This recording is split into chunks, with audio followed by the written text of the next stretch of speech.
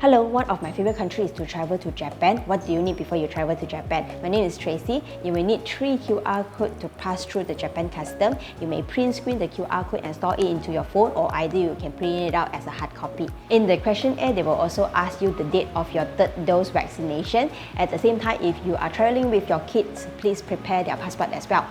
Here are the things that you need to prepare.